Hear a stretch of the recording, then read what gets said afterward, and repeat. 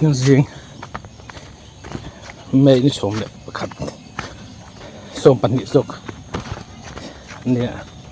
nó tụi cái riêng rửa sura tụi cái riêng sura vật cắn tala với khổng mày hay cần vây khát vật tala này với khát này vang chạy không để gan kêu vậy là hiếm lắm ạ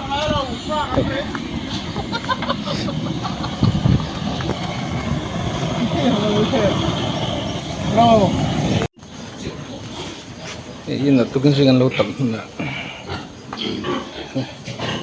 cái riêng kalau xin lẻ rồi đấy hei tụi car topam một car lẻ một mình kurang ini rai yang sia hepo di roki rajen contoh kok nih di Eropa hanya dia boknya silpain boktel selesai nih ada nggak tin le eng lo vek ko chung vek kai thak vek to tra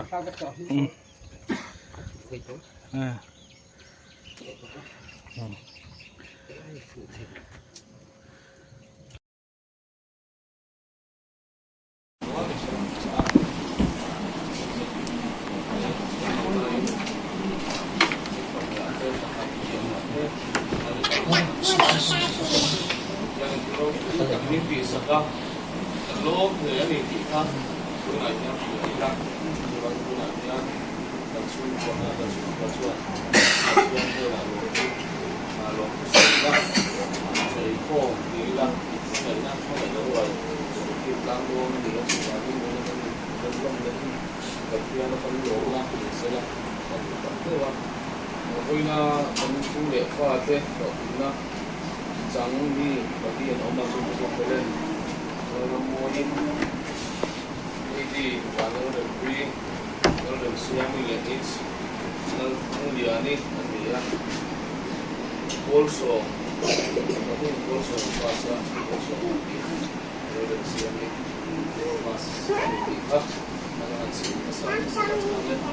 rồi kia nó còn mua in ông bán nó bao nhiêu là ông mặc chú ý là sama kita membaca dan masuk dengan daun sebelum sudah